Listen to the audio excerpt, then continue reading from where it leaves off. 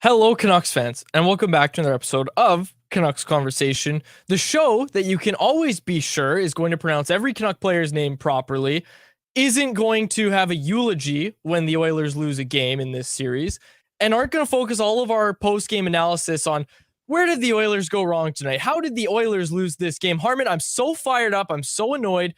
All of the conversation nationally, and Frank's going to join us on Wednesday. I can't wait to talk to him. All of the conversation nationally right now is, oh man, how did the Oilers lose this? How did the Oilers do this? How did the Oilers do this? Not how did the Canucks beat the Oilers? And that's what we're going to focus on today. Yeah, I mean, what a win. And they set a tone right from the first period. And not even just the first period, the first shift of the game where Edmonton's building, you know, that crowd was really loud. You got McDavid and Draisaitl on the ice for the first shift. You know that they just rocked you in game two. Elias Lindholm line on the ice, Quinn Hughes pair on the ice. For the Canucks to come out on that first shift and Lindholm throws an aggressive hit. Joshua gets in on the forecheck. Garland is tied up with McDavid in his face without taking a penalty. Lindholm gets a decent scoring chance from the slot. Like, what a way to push back and make sure that you're not just going to roll out the red carpet for Edmonton to carry the momentum of, hey, you're back at your home building. And I think that really did set a tone for that start because the Canucks came out with what I thought, especially for the first 15 minutes, was a perfect road period. Okay, lots to get to, but first I need to tell you that, as always, today's episode of Canucks Conversation is brought to you by the 2024 Toyota BZ4X. The BZ4X is Toyota's brand new all-electric SUV that is designed to go the distance for you and your family. The BZ4X is packed with Toyota's coolest tech, but still has that trusty SUV feel you know and love. And even though it's electric, it's capable of effortlessly conquering any terrain, whether it's rain, snow, mud, or the officiating in this series. The BZ4X will get you through it all. That's a joke. The officiating's been absolutely fun. Anyways, we'll talk about it. And of course, I'm coming to you from the iconic Wall Center in downtown Vancouver. Looking for your next meeting space? Contact the Wall Center for all your event needs at sales@wallcenter.com. Dave Grugelli, Harman Dial, our technical producer is Grady Sass, and our intern is Sean, who gets a mention on today's show because before we started the show, I'm sitting here I'm like, usually Harman beats me to the Wall Center. Usually he's at the studio before I am. I'm like, it's 1:45. Where's Harman? And Sean goes, isn't Harman in Edmonton? And I had a moment where I was like, oh no, because in the Nashville series, you had to miss a Monday show because you were traveling back. So I had a moment there. I was like, is Harman even joining me today? Did I forget to book a co-host? Like I thought I would have to go solo today, and that would have been an absolute tire fire of an episode. Just me after two games like that and having to talk about that all by myself. That was not going to end well. So happy to have you, Harm. Happy to have you from the hotel room. 2 beds there. Are you sharing a room with Drance? Absolutely not. No, no chance. I just booked a double bed. I love it. Okay. Let's get to it. Let's talk about these 2 games, Harm, because we're now talking about the Canucks being up 2-1 in this round. Since our last episode, they have played 2 games. I feel like we can talk about both as a whole. I don't think we need to do, okay, let's talk about game 2. Okay, now let's talk about game 3. I think we'll be able to kind of encapsulate it all. So let's get to it. This segment is brought to you by 4 Winds Brewing. More specifically, it's brought to you by Greg. Brewed in memory of former owner Greg Mills, Greg is a solid West Coast IPA with notes of citrus, resinous pine, and a solid malt backbone. About as West Coast as an IPA gets. Greg can be found at most liquor stores across BC. If you don't see it at your local bottle shop, ask them to bring it in or order it for home delivery through the 4 Winds online shop at 4windsbrewing.ca. Locally owned and operated in Delta, BC. Look at that beautiful can. You know what I've realized in the past 5 minutes, Harm? I'm getting sick. I'm starting to hear it in my voice. I'm starting to feel it. I'm going to power through, but I just realized I'm getting a little sick here. So I'm going to power through. This segment brought to you by 4 Winds Brewing. Might have to get me a 4 Winds Brewing. Make myself feel better. Someone in the chat told you to make your bed. Do you make your bed in a hotel room? I do. Well, actually, we know the answer for you. Yeah, you don't need to answer it. Okay. Harm. Well, I've got 2 beds. I could just sleep in the other one tonight. Show us. Oh, amazing. My chair just went too far back. That was freaky. But okay. Let's talk about this. Someone threw this out that Hyman might get suspended too. I don't think so. Right before we went to air, the news coming out that Carson Soucy has been suspended for 1 game. It's the topic of our poll question. We'll talk about what fans thought was going to come earlier from that. Actually, let's just do the poll question right now. Should we just do that? Yeah, let's do it. Let's start off with the poll question, brought to you by Mr. Lube. All right, here it is. Last night, we asked fans what they thought would come down from the incident at the end of the game, and we have the video for those in the YouTube live show. We'll show you as we talk about the results of the poll question, but this is our poll question. Do you think Carson Soucy and or Nikta Zadorov will face any supplemental discipline for their mix-up with Connor McDavid at the end of Game 3? This morning, the NHL announced that Nikta Zadorov was going to face a $5,000 fine. I tweeted out last night, Harm, that I thought that was going to be the discipline that we were going to see. I voted fine here. I thought we were only going to see a fine to Nikta Zadorov. I didn't think anything was coming for Carson Soucy, only because, and I explained it in my tweet, the danger of that whole scenario started when Zadorov came in and hit McDavid from behind, knocked him down, and then obviously Soucy, who's going to cross-check McDavid in the midsection, ends up cross-checking him in the face. I don't think I disagree too much that the suspension being 1 game, I think you could kind of guess that was going to happen if there was going to be a suspension. Oh, we got Harm muted. Harm, unmute your mic. Can you hear me again? There we go. Okay, my bad. Yeah, the discourse this morning, based off how the conversations were trending, and it ended up being a way bigger talking point than I thought it would be last night. Once that started to become prevalent and you're getting the sense that, oh, he's getting hearing, like that's the big one, right? How many plays have we seen get a hearing in the playoffs? That for me was a sign right there that, okay, I think he might get a game here.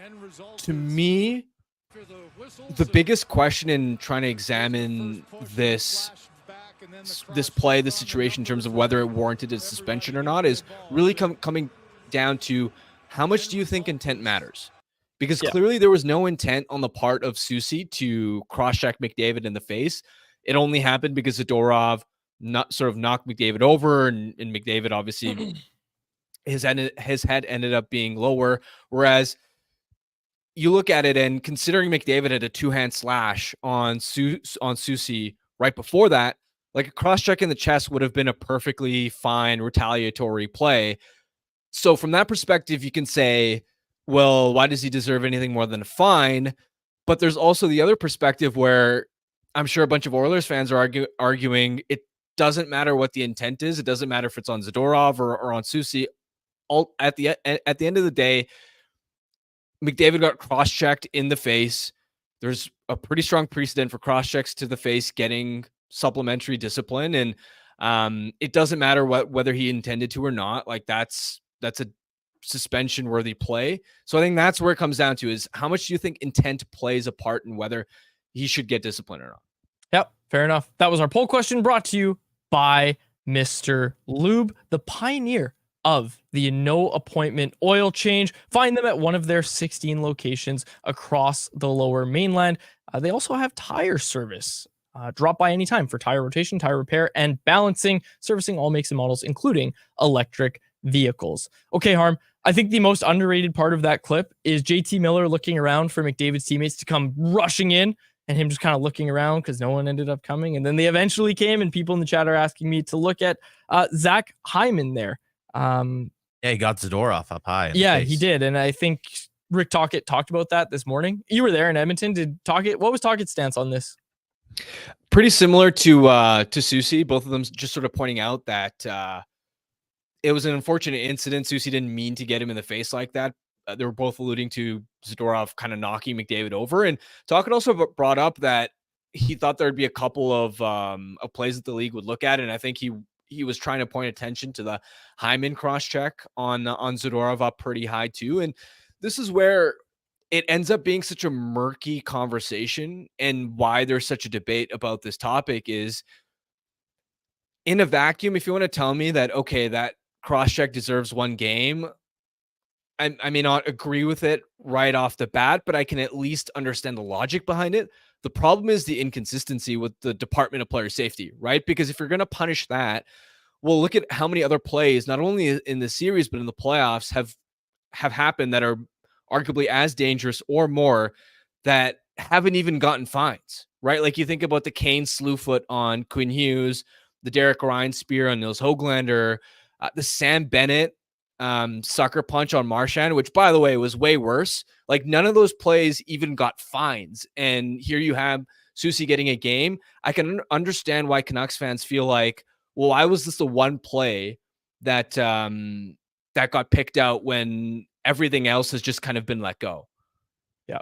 This one from Sports Philosopher Vancouver. If intent doesn't matter, why is intent to injure a term we are all aware of from the NHL? It's an interesting point. Yeah, I mean, it does. Well, that's where like it does matter, and it's a bit of a gray area, and that's where again I can understand the argument on both sides of the coin. I mean, put it this way: if Quinn Hughes had been Lost your mic again. This damn hotel. You should have shared a room with Trance. Still lost you. We'll wait for Harman. Harman's going to get his mic fixed. But it's an interesting conversation that we're having right now about this suspension because, like I said, most people seem to think that it was going to be a fine. Some Oilers fans, writers, same thing. They thought it should be a suspension for life for Nikita or for Carson Soucy, whatever it was. Like Terry Jones had the tweet of. I think that's why you're so sick, Quaz. It's because you've been reading tweets from the Edmonton media. I honestly lost some brain cells reading some of the takes. But did you have a good sleep? Did you have a think on it? Did you put your head down on your pillow, and did all the logical and reasonable thoughts come to your mind? You got to get a Douglas mattress if you have a full sleep and you come out, you're wide awake and you've had all your time to rest, and that's your take that, oh yeah, suspend him for the rest of the playoffs. That was the one from Terry Jones. Yeah, just I lost brain cells this weekend, Harm. It was bad. It was not a good weekend for reading takes from Oilers media.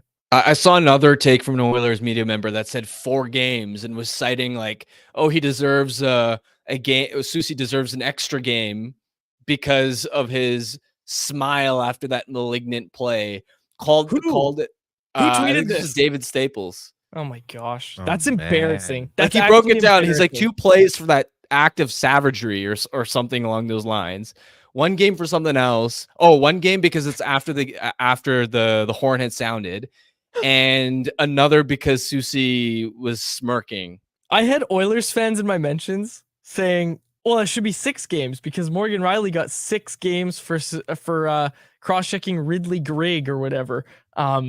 First of all, Grigg was not a willing participant in that. McDavid started this with a slash is the thing. And hey, like, obviously we're going to talk about Connor McDavid's role in all of this because I really liked what he said at Morning Skate today, where he just said, like, it's fun to play in heated series like these. He wasn't saying, yeah, this is unfair. I shouldn't have been treated this way. Like, he understood. He seemed to understand that, yeah, you know what? I got in there. I got into a scrum, and things happen in scrums. I liked McDavid's kind of stance on it, and for somebody that has the reputation of being an absolute piss baby during the games, I really liked that he didn't, try to deflect blame or say anything stupid in the media today. Well, one thing I genuinely wonder is if that had been, let's say, Warren Fogle that got cross-checked, that's probably not a suspension, is it? Yeah, absolutely. That's a great point. The scrum, like, scrums happen. And again, this is the thing that I came back to, and I'm less hard on this take because of how McDavid handled himself when he spoke to media afterwards. But like Elias Pettersson in game 2 got face washed by Kane in a scrum after the whistle, and Kane's like, not quite doing the Brad Marchand, Daniel Sedin thing, but he does have his glove on Pettersson's face, and Pettersson's not reacting. Pettersson just skates away, whatever. If Pettersson 2-hands Evander Kane and then gets cross-checked in the face, and then gets sworn because he 2-hands Evander Kane, like, I don't think we'd be sitting here being like, oh, Elias Pettersson should be allowed to 2-hand people that are bigger and stronger than him. Am I wrong? No, you're right about that. And this is why this one's so tough. And again, it just comes down to the inconsistency, right? If we had a precedent of a bunch of suspensions or plays where the punishment or lack thereof made sense, you could at least give them the benefit of the doubt. But in this case, it feels like, considering all the other events that have happened in this playoff series, even outside of it, it feels like this one just got picked out in part because it's McDavid. And so I definitely understand Canucks fans' frustration, while also understanding that had this been the other way around, right? Like, again, had this been on, let's say, Quinn Hughes, would we not have been up here saying, well, it doesn't matter? At the end of the day, Hughes got cross-checked in the face after the game had ended. Like, so I can understand both sides of the argument. Totally. Yeah. Yeah, and even Canucks fans in the chat here saying the same thing as me. Credit to McDavid for being classy about it today. I had no issue with that. Carson Soucy defended himself in the media as well. I don't think we need to harp on this much more. We haven't even really talked about the games themselves. So let's do that, Harm. Let's start with the game on Friday, which was a chess match. This series is a chess match. That's the best way to describe it. Rick Tocchet's team sets the tone. Rick Tocchet makes move in game 1. Chris Knobloch makes his move in game 2 by loading up the Oilers top line, putting Leon Draisaitl with Connor McDavid, and that line absolutely ate in game 2 against the Canucks. I will say JT Miller, who played most of his minutes against that McDavid line, they didn't give up a goal. They did get completely shelled in terms of giving up shots and shot attempts and all that sort of stuff. Like, I think it was a 17% Corsi rating for JT Miller at 5-on-5 against Connor McDavid. So that wasn't great, but credit to the Miller line. They bent, but didn't technically break against Connor McDavid. But game 2 was ugly from a Canucks perspective. Yeah, I mean, that McDavid line had a 19-2 edge in 5-on-5 scoring chances. And even though they didn't tag the Miller line, they still ended up with a 2-0 advantage in 5-on-5 goals as well. And that game was interesting because through the first 40 minutes, it really felt like, okay, we're at a point now where McDavid line is going to take over, but the Oilers are a one-line team right now. And can the Canucks sort of find a way to take advantage of their other three lines? And through the first 40 minutes, I thought it was at least relatively even in terms of the run of play. But then the third period happened. And that was perhaps the worst period of the Canucks playoffs so far, I would argue, considering how they were dominated territorially, how many plays they had where they had an opportunity to clear the zone but couldn't, how many times they iced the puck, how many battles they lost 50-50 wise. And when you look at why McDavid and Draisaitl had so much success, it's not just that they were leaning on their elite skill off the rush. It's that they were outworking the Canucks and winning a lot of battles down low. They were ferocious on the forecheck. They were getting those grinding type of possessions to recover pucks. And once they got set up on the cycle, the Canucks were passive in basically saying, okay, Connor, Leon, if you have the puck in the corner, we're going to back up and give you respect, give you space, and we're just going to try and defend the middle. And I can understand the logic and rationale behind that. But the problem is when you give those guys time and space to then wheel around uncontested, you're just never going to get the puck back, right? Like, if you don't apply pressure, how are you going to force a turnover? And through that, they'll just continue skating laps, exchanging plays. And then the first opportunity that they see to attack the middle, find a guy with a crossing pass, they're going to take advantage of it. And that's where they seem to exploit. And from the third period onward, the Oilers really deserve to win that game, in my opinion. Ian Cole, double agent.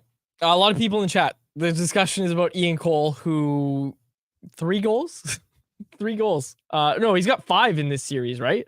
Like for the Oilers, like 5 goals have, well, no, 2 have deflected off him. 3 have been the result of him making mistakes with the puck, right? Am I right about that? Like there was the OT winner that went off his stick. Beautiful tip. In game 2, then game 1 bounce. Yeah, game 1. Did that bounce off him?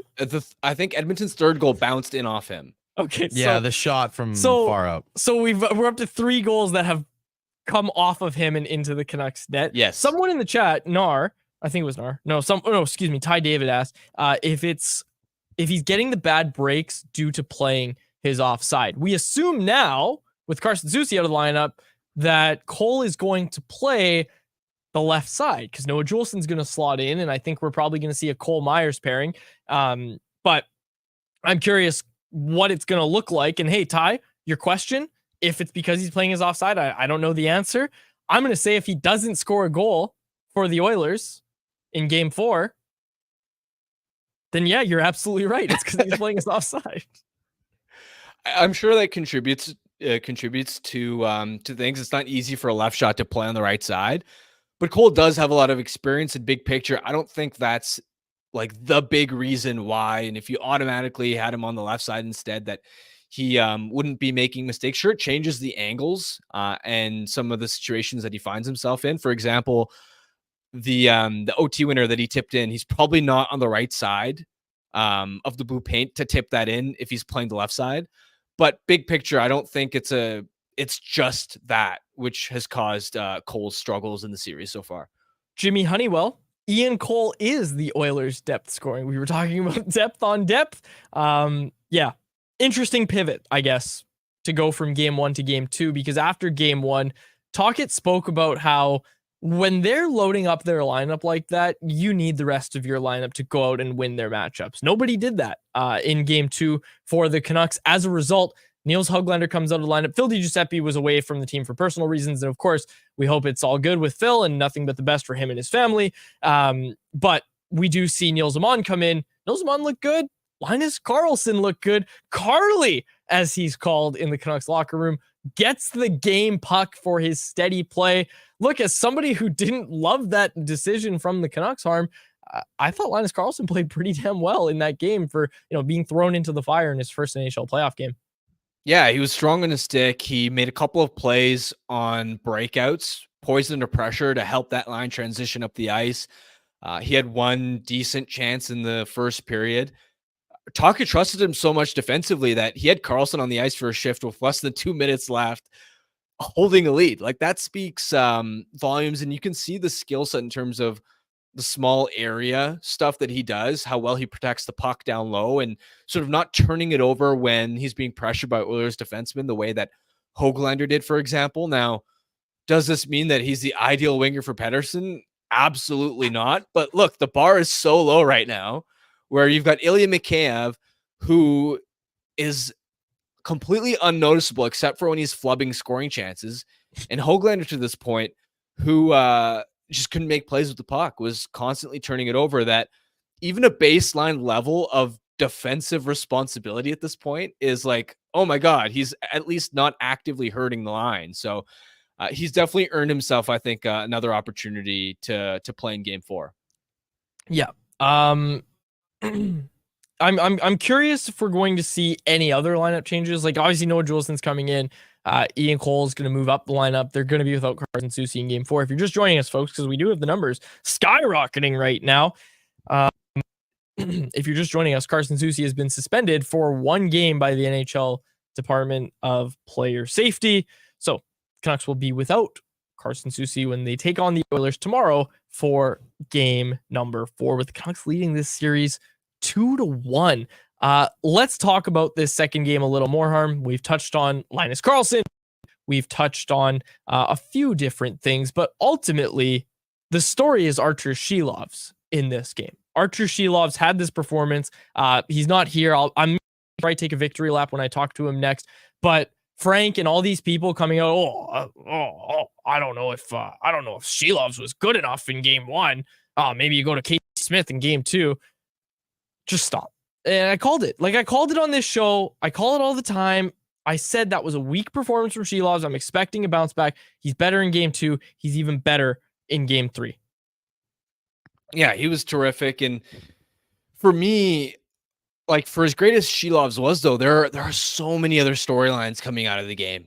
So many other things. And I think, for one, the Canucks, especially in that first period, really exposed the Oilers' defensive play. Like, in zone, they were turning pucks over. Even when you look at Boeser's second goal, Darnell Nurse had no gap control on Pia Suter's entry. Like, it was like, watching the film back on that was like, I was shocked at how much Nurse was just backing up and gifting Suter his own entry. And then, of course, there was the Foegele turnover. And then even Boeser's first goal, right? You have 2 Oilers attacking Miller in the corner. They sort of double up on him, which, by the way, even before he made that pass to Boeser, what a play by him. That was a hard rim around the boards. And for JT to just corral it and all in one motion, continue skating. Like, that's such a good first touch. I think that gets underrated in terms of one of his skill sets, and why Miller is such an effective playmaker down low is the Canucks will send a lot of these hard rims around the wall. It's really hard to settle that and maintain full puck control when you probably have a defender right on your back. Miller did an excellent job of settling it, and then he draws 2 defenders, finds Boeser in the slot, and Boeser has been money from that position all season long. That's a terrific snipe by him. But defensively, like, why do you have 2 guys on Miller in the corner and nobody on Brock in the slot? So Canucks take advantage of it, but from an Oilers perspective, like, that's really sloppy in the defensive zone too.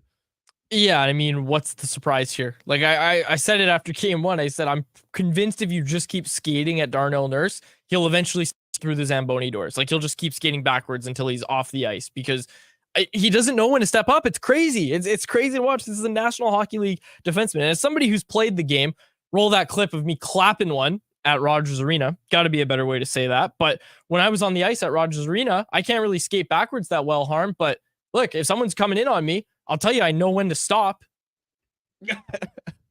Yeah, I mean, that Nurse-Ceci pair has been brutal.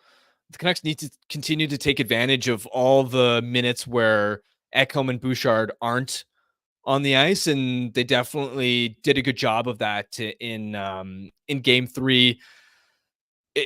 The other thing too, special teams, right? Like, we want to talk about storylines from the game. You obviously brought up Silovs, the defensive play, but Oilers get 2 power play goals in that game. How massive is it that the Canucks get 2 of their own? Elias Lindholm stepping up there, and what another terrific performance by him. The Canucks don't get to this point in the playoffs.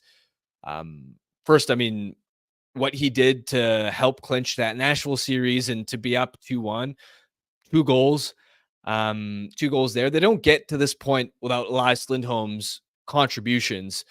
The tip on Boeser's goal, and then the second one as well for the Canucks to get that goal to then give them a 2-goal cushion. That was absolutely massive. And then to top it off, 2 huge kills in the third period to stave off Edmonton's top unit. Look, we talked about before the series started that on paper, special teams is arguably the biggest discrepancy between these 2 teams. You walk away from a game like that where you get a draw on the special teams, your power play comes through with 2 goals. That is such a massive victory because, again, at 5-on-5, we know the Canucks can absolutely hang with the Oilers. They've gotten the best of them at times in this series, and so special teams coming through, can't say enough about that. Yeah, I mean, look, man, we go back to the keys to victory. Like, this isn't news. We knew that if the Canucks were going to win this series or even be up in this series, they would need to do those things, and we listed them in our mega preview show, and all of them have remained true. One thing that I think we need to talk about a little more, maybe not Silovs' perspective, but winning the goaltending battle as big as the Canucks have in this series. 42 saves for Arturs Silovs. Like I said, he was phenomenal. I'm really liking what I'm seeing from his rebound control. I'm liking his movement a little bit more. I will say that Leon Draisaitl power play goal, everybody's giving Silovs a free pass because that's Draisaitl's office. That's where Draisaitl is going to score goals from. That's one Silovs wants to have back. I know that for a fact. That's one he should have saved. They've been working a lot on the lateral movement, which is a strength of Silovs. Like, he's usually very good at that. That's one he's going to want back, the one that kind of banked off him. And again, I know Draisaitl is a great player. That's one Silovs probably should have had. Not to take anything away from the kid, of course, and people who listen to the show regularly know I would never, ever do that to Arturs Silovs, but 42 saves for Silovs earned that win. 6th career playoff game, 4th career playoff win. Noah Strang tweeted this out, our pal over at Daily Hive. He tweeted this out that Silovs is the 6th most winningest goalie in Canucks franchise history. He has now passed Thatcher Demko on the all-time playoff wins list. He has more wins than Thatcher Demko does in the playoffs. Yeah, and you could see the difference in the third period, especially where the Oilers have to find a way to get to the inside. And I know that they did in the second period, and that's where, when you look at the last few minutes of the first period till the end of the second period, that's where the Canucks got some breaks, right? And you need some breaks to have success in the playoffs. The Oilers hit, I think it was a combined 4 posts and crossbars, a couple of goal line saves, one of them by Quinn Hughes to slow the momentum of the puck down. So they got some breaks there, but in the third period, Sure, Edmonton peppered the Canucks with a ton of shots on goal, but most of it was from the outside. The Canucks were comfortable handling Edmonton's push. And a big reason for that is because they know we have confidence in Silovs to handle shots from the outside. Like, he's not going to let in any soft goals. You're going to have to get to the inside and actually generate high danger chances to beat this guy. And they weren't able to do that in the third period. And that's why when I look at, again, the lopsided shot totals in the third period, I think Edmonton got to 20 shots or something along those lines. Vancouver barely had any shots offensively in the last two periods. I'm like, yeah, territorially they were outplayed, but when you have the lead, I look at that third period performance and it's sort of similar to the game 3 performance in Nashville, where the Canucks only won with 12 shots. Similar sort of thing where Nashville was coming at Vancouver in waves, but they weren't able to get to the inside. And overall, I looked at that third period from Vancouver and went, they defended well, and I think that was a good period despite whatever the shot totals are going to tell you. Yeah, it's score effects, right? Like, score effects play a role when we look at that final tally. Nonetheless, I do want to throw this out there. I watched all of Latvia's games at the World Championships last year. The way the Canucks are defending in front of Silovs, and you just mentioned it, keeping the shots to the outside, reminds me a hell of a lot of what I saw from Team Latvia on their way to a bronze medal. I will say this. I don't know if this is a hot take, Harm. The Canucks have some more firepower than Team Latvia did in that tournament. So I think it's going to be a better result. I think it'll be better than a third place finish. You're hoping, right? You're hoping for that. But they are defending and keeping the pucks to the outside. Just one high danger chance in that final little stretch there for the Oilers in the third period when the Canucks were bending but not breaking, and that has been a theme for them. And that's all you need to beat the Oilers, right? Like, the Oilers goaltending sucks. Right? Like, that's what it comes down to, is winning the goaltending match. And we talk about Silovs. Yeah, he's playing great, not taking anything away from him. But if the Oilers get 900 goaltending, like, if the Oilers have Arturs Silovs, they're the best team of all time. They're going on to win a Stanley Cup for sure if they have Arturs Silovs in net. But instead, they have Jack Campbell, Stuart Skinner, and Calvin Pickard. Those are their goalies. And yeah, Bag Milk, our pal over there at Oilers Nation. Look at that, those save percentage. Tweeted this out. Starting goalie numbers through 3 games. Game 1, 792 save percentage. Game 2, the game they won, Harm, in overtime, could have gone either way, 842 save percentage. Game 3, 733 save percentage. Not great. Not great from the Oilers goaltending. Look, we knew it was going to be a problem for them, but I didn't think it was going to be this big of a problem. Like, I like Stuart Skinner, and I thought he was going to have a really good year. I thought he was going to kind of put those playoff demons to bed, but now it's not a small sample size anymore, is it? He's not good. He's not good enough to play in the playoffs. That's all it is with Stuart Skinner. I don't think they go back to Skinner for game 4. Personally, Ooh. I think Calvin Pickard starts in net for game 4. And see, that's so tough because Pickard's never started in the playoffs before. He was, I think, solid enough in the regular season, but then what happens if he gets lit up, right? Are you going to go down 3-1 back to, but are you going to go back to Skinner? Because Knobloch said, oh, we're going to see Skinner again at some point in the series. He did say that? He did say that post-game. Oh my God. Okay. Sure. I've been talking to a lot of Oilers fans, and they are all telling me that this is the opposite, or not opposite, it's the same thing that happened, I think, last year or maybe the year before, where the Oilers, or no, it was last year in second round. Stuart Skinner starts crapping the bed and they don't go to Jack Campbell. They wait too long to go to Jack Campbell, and then the series is over by that point. They don't really have any goaltender that's going to come in and step in and steal it.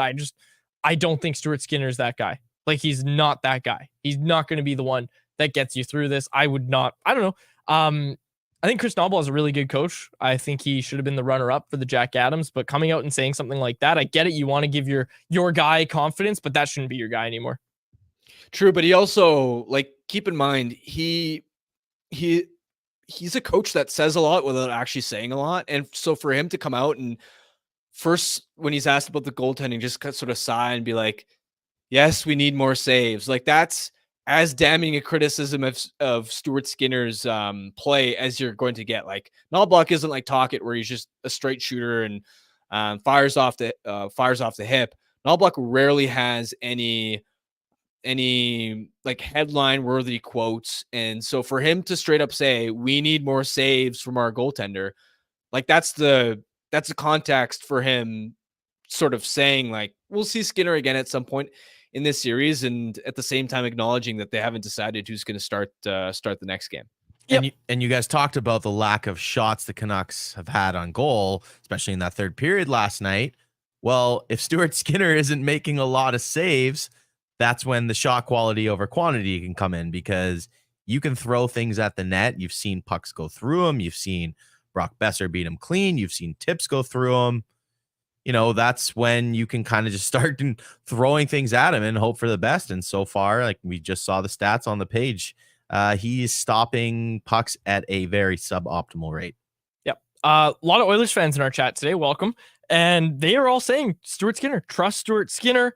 VinXD, I'm not sure if this is true, said Campbell said he wants a shot. I'd love that if that's true. I don't know if that's true. I don't think so. Yeah, I don't think it's true. It's fun though. Yeah, Skinner's gonna be back. Yeah, Skinner. Well, this is not an Oilers fan. Petrus Anderson, or maybe it is an Oilers fan, saying that Skinner is the Canucks MVP.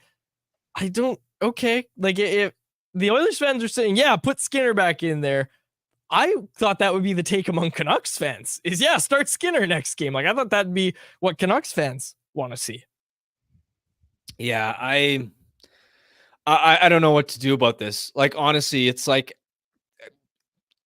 it's like asking what poison you want to drink at this point. Like, Yeah. I don't want any of them. Like, I don't want Skinner in net. I don't want Pickard in net. I don't want Jack Campbell in net. But I have to pick one. Like, I don't know, flip a coin, right? Yeah. Okay, do you want to get to anyone else, or do you have anything else? Well, I mean, we could keep talking about the game and anyone else. Do you have anything that's like you're dying to get to in the first segment here? No. Well, I'm sure I have more game takes, but we can save that for anyone else. Okay, let's do it. Before anyone else, I got to tell you about a couple things. The first one is our friends over at Wendy's. My scripts are all over the place. Here we go. Yeah, Wendy's. Frozen pucks are awesome when they're in the back of the other guy's net, but that doesn't mean you'd want to eat one. That's why Wendy's only ever uses fresh Canadian beef that's never seen the inside of a freezer in all of their burgers. Whether you order a Baconator, Dave's Single, or even a JBC, you'll only ever find real fresh beef that's juicy and loaded with fresh toppings. So download the Wendy's app, check out the latest deals, and order a burger that's only job is being delicious. That was our word from Wendy's. And before we get to anyone else, we're going to hear from our friends over at the government of BC.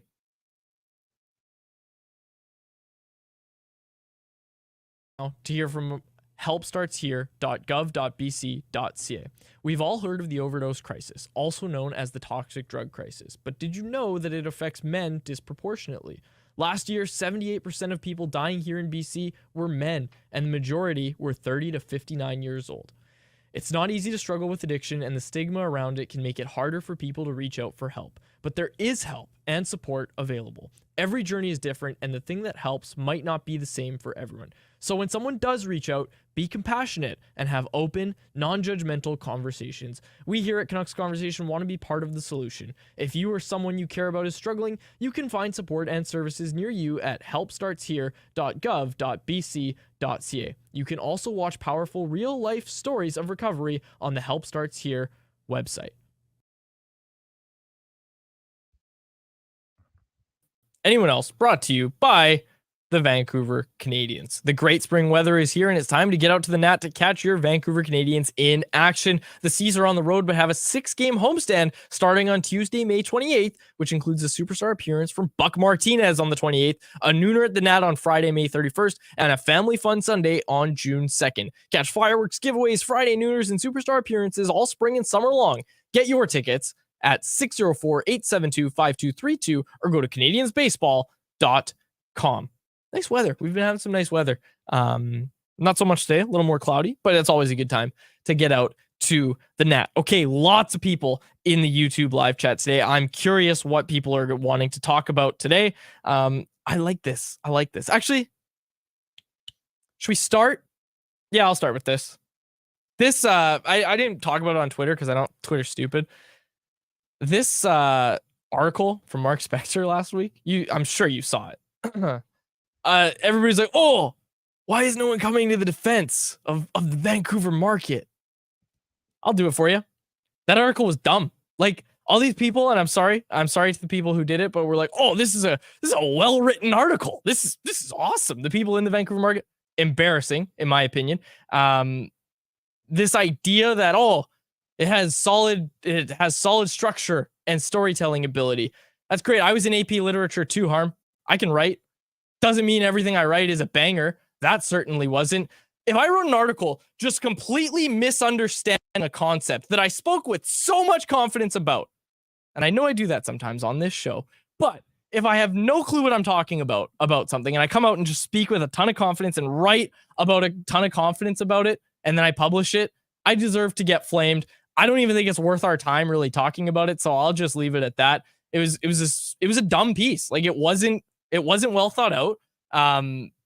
No disrespect. It's like I always say, no disrespect, but the author just didn't understand what they were actually writing about. They had just the wrong interpretation of a Vancouver tradition, what towel power means. It's just, it was silly. It was really silly. And I mean, it didn't take long for it to pass the news cycle. I know we only do the show on Monday. If I talked about it on Sunday or Saturday, I would have been very fired up about it, but it's old news, doesn't even deserve a mention. I had to mention it. Yeah, I don't really want to talk about it, to be totally honest. I think we're past it. Zulu saying we don't like that author in Edmonton either. And we're not going to read any more comments that are coming in from fans. But let's get to the actual questions from our listeners, Harm. Before we do that, yeah, I think another massive part from last night's game that we have to get to talk about is how well the Canucks adjusted to defending McDavid and Draisaitl, because they didn't generate nearly as much at 5-on-5. And there were a couple of areas where I thought the Canucks were significantly better when I went back and watched the tape, cut a bunch of it up over at The Athletic alongside Thomas Drance. Number one, they defended McDavid and Draisaitl so much better down low. In game two, it felt like whenever those guys established full possession in the offensive zone, they were free to kind of do whatever they wanted. And the Canucks were in sort of like they were in a mode where they were just trying to limit the damage. They were passive. They were on their back foot. They were trying to defend the middle, but in doing that, they gave McDavid and Draisaitl too much space on the perimeter coming out of the corners. And because the Canucks didn't kill plays early, they just got hemmed in for so long. Whereas in game three, an adjustment that I saw was they were so much more aggressive in hounding those guys down low and trying to kill plays early before they really got the cycle going. There were a few plays where, I mean, one of them in the second period, I believe, where McDavid off a faceoff win was spinning and turning with the puck along the boards, was moving down towards the corner. First, Myers aggressively hounds him, and then Miller makes the read to double team him and strip the puck away. The Canucks get his own exit. There was another very similar play, not very similar, but another similar play where McDavid had the puck down low in the corner. Teddy Blueger came and applied pressure, intercepted the low to high pass. Canucks get his own exit. Like, you're creating changes in possession, which makes sure that you're not getting hemmed in. And the other area where they excelled defensively was containing Draisaitl off the rush. Now, a couple times in the second period, yes, he got behind and had a couple of those breakaways. But outside of that, they did a much better job defending the neutral zone, making entries harder. There were at least 3 plays that I clipped in that game where Draisaitl was coming in with a full head of steam, and Lindholm, I think it was Lindholm twice, and then Zadorov and Miller sort of teaming up, where they stripped him clean of the puck, and the Canucks were able to transition the puck back the other way. That's another way to make sure that you're not spending any time defending. And then the third point is just whenever those guys tried to make a dangle to cut into the slot, Canucks had their sticks and were able to, again, break those plays up. So terrific job adjusting. Tocchet mentioned and gave a special shout out to the assistant coaches because they apparently watched a ton of the game 2 video and had a sort of presentation on kind of how we need to adjust to slow the game down. And the Canucks executed that well. So job well done there. Yeah, they did do a really good job. And like, Harm, this is the thing that I'm thinking from an Oilers perspective. I'd say the most concerning thing is that they got their win in overtime when they played the wheels off those two players. Then they did it again last night and they didn't get the result. Like, how long can the Oilers keep putting these guys out for like 30 minutes a night?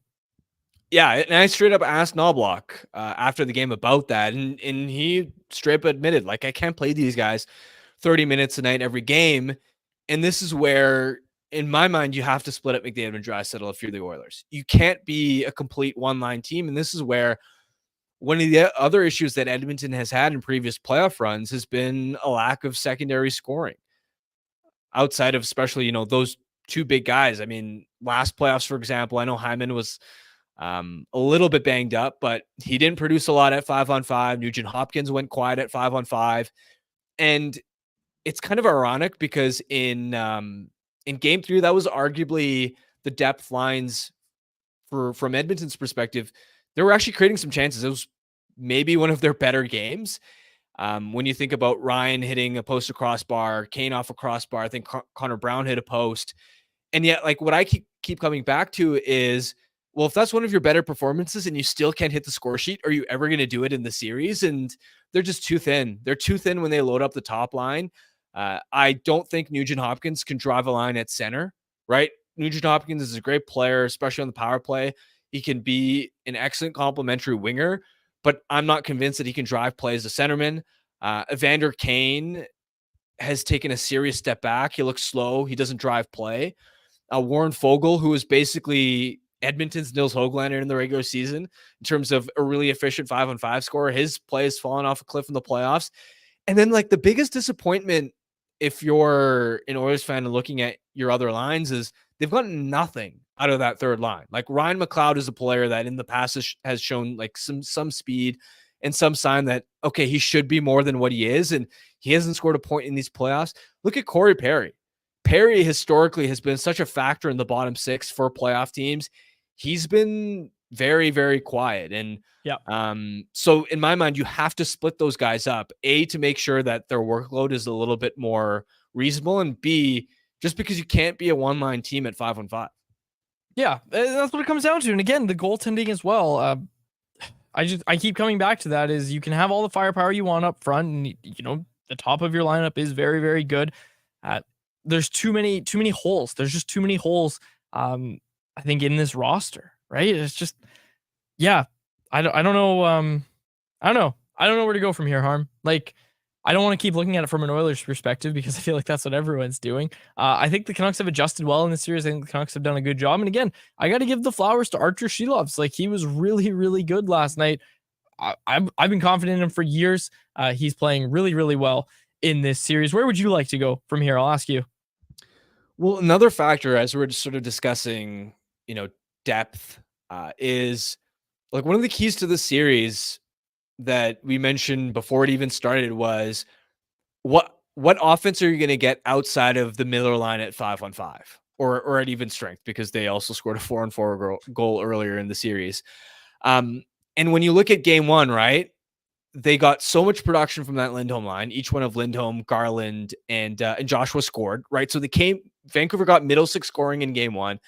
Game 2, they didn't get that, right? They didn't get the Lindholm line on the board. They didn't get the Pettersson line on the board, I think, at least at 5-on-5.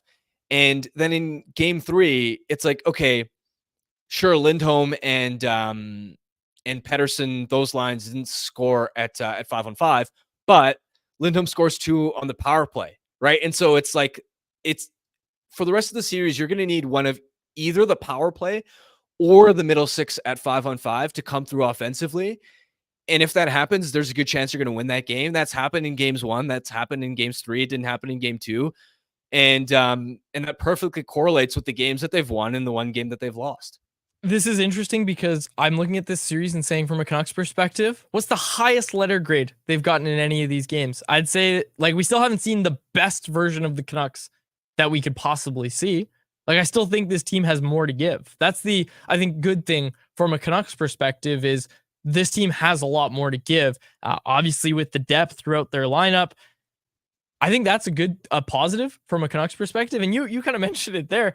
We've hardly even talked, when we're talking about this game, Harm, we've hardly even talked about the fact that Boeser scored 2 and Lindholm scored 2. And of course, Lindholm's both came on the power play. Let's start with Boeser and then go to Lindholm. Obviously, very, very happy for Brock Boeser. Had the hat trick taken away on Mother's Day, which would have just been awesome to see. But he scores his 6th and 7th goal of these playoffs, pivoting a 40-goal campaign into a really successful playoffs. Couldn't be happier for Brock Boeser. Yeah, and I believe we've touched on this many times on the show before, but it's how much he's evolved over the years as a goal scorer so that he's not just a perimeter sniper, right? When he came into the league as a rookie, this is a player that was known for his shot off the rush or a shot from the left or the right flank on the power play. He wasn't a guy that was necessarily finding, I mean, from time to time, absolutely found ways to get inside, but he's doing it on such a more consistent basis in these playoffs. And he's dominated the Oilers specifically since game 1 of the regular season when he scored 4 on them, right? So even with the opponent, and when you keep doing it time after time against that one team, you start to feel really confident that, hey, I can beat this goaltender. Hey, I can beat this this defense core. So his confidence is at an all-time high, and you just love to see him fulfilling his potential. I saw a tweet, and I can't remember exactly who it was from, but on Twitter, somebody made a great point that it's kind of fitting for him to be the offensive leader, considering he was also like the first light at the end of the tunnel when the rebuild was happening. Yep. Like for him, like him coming in as a rookie was the first, like, ooh, we've got a shiny new toy. This is going to be a core piece for when the Canucks are finally good again. And then, of course, at a certain point, he got overshadowed by Pedersen coming in, by Hughes coming in. And then he himself struggled to sort of fulfill his potential, in part because of injuries and other things going against him. And so for him to finally put it all together during the year where the Canucks are finally back on the map as a contender, it's such a beautiful story. Oh, it's a great story. It's such a good story. Another good story, Elias Lindholm, 6 goals and 6 assists through 26 games with the Canucks after the trade. Did not look like he was going to be a factor at all, because he wasn't a factor really in the Canucks season down the stretch there. Like we were talking about, well, he wins faceoffs and he's playing pretty well defensively, which of course is important. But now he's doing that and he's scoring goals. Let's not forget that we were talking about how he wasn't a fit on not only Elias Pettersson's wing, but the first power play unit, Harm, how they had to move away from Elias Lindholm on that first power play unit. He scores both power play goals last night. He's clearly a fit on there right now. Again, what's changed for him? Like, what's been the thing that has led to this success for Elias Lindholm? I think for Lindholm, like, number one, I actually want to start with something away from the puck, which is kind of ironic, but I think he's been so assertive on the forecheck since the playoffs started. And I remember in the regular season sort of thinking to myself, okay, this is a cerebral player. He's always in the right positions, but I'd also like to see him killing plays, right? Like finding a way to get in on the forecheck and sort of create havoc. And that's where, since the Nashville series, he's been so much more effective. When you think about Dakota Joshua's game winner in game 1, I think it was against Nashville, it was Lindholm that started it all off with his energy on the forecheck, picks up the assist there. In last night's game, how he set the tone for the Canucks off that first shift with throwing a big check on Ekholm, I believe it was, and just helping the Canucks get into that game. Like, that's an underrated part of why I think he's been more effective in the playoffs and what stood out to me. And then offensively, he's just finding a way to, on the power play, get to the inside. And I know it's so cliche, but how often when the power play was struggling would Rick Tocchet sort of say, like, I know we want to make our set plays. I know we want to make seam passes, but we can't be robotic. We can't be too mechanical. Sometimes you just have to simplify things, get it to the net, and we got to find ways to get greasy ones. Lindholm is the guy that's getting the greasy ones when you look at both of those power play goals. And if he can find a way to consistently do that and unlock the Canucks power play, which has struggled largely since the All-Star break, that would be such a boost for this team offensively and getting back to a team that can consistently score as they have done in the Edmonton series. Nar. Ken Holland is personally rewriting the definition of insanity by trying to win a cup by returning to the playoffs every year without a goalie. That's going to be a hot button topic of conversation in Edmonton this offseason, even if they win this series. Well, look, the goaltending, like you're stuck with Jack Campbell, right? Yeah. Like he's on the books. That's a problem to deal with, whether he's in the NHL or he's in the AHL. And then Skinner, considering his success in the regular season, like I can understand it. And it's not like there were an abundance of quality goaltenders. Like there are a ton of teams looking for number one goaltenders out there and have a goalie like Skinner that they're just having to bet on. The bigger problem for me is them not finding a way to add another top four defenseman on that right side to replace Cody Ceci, because man, that has been such a disaster for them so far in these playoffs. Can you imagine if they had Chris Tanev on the blue line with the way he's playing, Tanev, Ceci, with the way he's playing in Dallas in these playoffs? No, that would be a different series. They'd be winning this series if they had Chris Tanev in the lineup, and instead they go out and get Adam Henrique. And I know he's been banged up. That's obviously a big part of the story. But even in the regular season, he wasn't producing. And you'll remember when we had our trade deadline show, one of the first things that I said was, I'm disappointed by Edmonton's deadline. Considering the price that they paid, I don't think they got a real high-end difference maker. Henrique's a decent player, but again, when you give up a first-round pick, you need a guy that legit moves the needle. That's not Henrique, and man, it's a problem for them. Even when we talk about the workload, right? And we're all fixated on McDavid and Draisaitl's minutes, but Bouchard and Ekholm are regularly pushing 30 minutes a night too. At what point could they start to slow down a little bit? Because that second pair struggles have forced Knobloch to deploy Ceci and Nurse 16, 17 minutes a night. Like that second and third pair, they're both basically being deployed as pair 3A and pair 3B. They don't have a true second pair right now.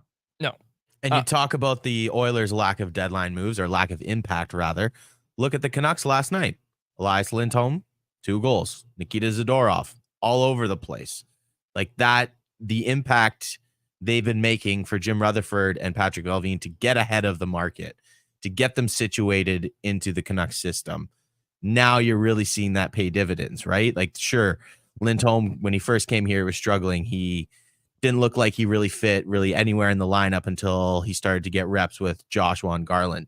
Now it's all paying off. Yeah, and I mean, hey, kudos to the Canucks for standing pat, right? Because, look, maybe we're saying this prematurely. Like maybe they could still use another scoring winger. Exactly, there's no doubt about it. Exactly. But I think the conversation right now is okay. Well, they're getting it done without these moves, and now they trusted Lindholm and Zadorov. Those were their big moves. They trusted that was going to pay off, and of course, it has. Now this conversation will be interesting in a couple of years. When Jonathan Lekkerimäki eventually plays, when Tom Willander, the guys that you probably would have had to give up in a trade at the deadline to make your team better for this year, if those guys are coming in and being impact players on their ELCs. Okay, did you have anything else you wanted to get to? Well, let's get to this one. I like this. Yeah, let's get this. This one from Conversation. The longer this series goes, the bigger the advantages for the Canucks. The Canucks play their guys a very normal amount. Oilers' top guys are running at nearly 30 minutes a game. Unsustainable. I touched on this earlier, Harm. Like, you can't do that for the whole series. And you asked Chris Knobloch about it. You can't do it for the whole series. And the fact that the Oilers have now done it a couple times and only gotten the result in one of those games, that's not good if you're an Oilers fan looking at this series right now. Yeah, it's like I said, I think you have to split those guys up. It was great for game 2. And look, if they can find a way to score 3-4 goals a night, yeah, obviously you're going to stick with it. But Canucks had an adjustment. They had an answer in game 3. You got to change something up. Yeah. This one from Dom B. Genuine questions. How are the Oilers expecting the 2 series to go if they actually advance? Play their top line 50 minutes, put the defenseman on both posts. This team will not win against the Avs, Stars, or Rangers. I'm not going to start this conversation. I think we're a couple of Canucks wins away. Actually, I know we're a couple of Canucks wins away from this conversation, but I did have someone ask me, like, oh, how do you think the Canucks match up against the Stars or Avalanche? I was like, I don't know. I'm not talking about it yet. We're not having this conversation. But Don B obviously asking me about the Oilers, which we're happy to do. We're happy to ask that question about the Oilers. But every team makes adjustments, right? So I'm curious what the adjustment's going to be. I agree with you, Harm. I think they have to split those two up, Connor McDavid and Leon Draisaitl. I think they have to get split up for this next game. Yeah. Also, in relation to that question, with what happens if Edmonton advances for them against Colorado, I think Colorado's maybe the one team that might be in a similar situation. Again, I still think Colorado is the better team, but Colorado is pretty top heavy as well. Like this isn't sorry, I butchered that. The 2022 Cup winning roster where they had like Burakovsky on the third line. They had Kadri centering the second line. They had Comfer on the third line as well. They're not as deep, and I like the Casey Middlestat acquisition, but the Avs also are a team that relies on their big guys a ton.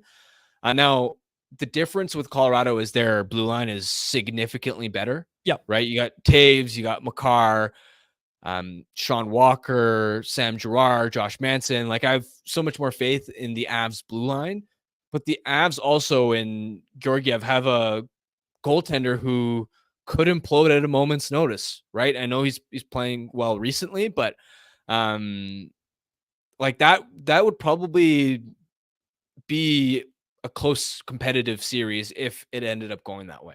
Yeah, Dallas absolutely. could be a completely different story though, because Dallas is way deeper with their forward lines. Chris Tanev's impact on the Stars. Like, I think we don't really have many off days. Like, I guess today's an off day, but we're so busy, we're not going to be able to get to it today. But like Chris Tanev's impact on the Dallas Stars needs to be studied. Like, it needs to be talked about quite a bit. But we'll close out today's show on our Bet365 bet of the day.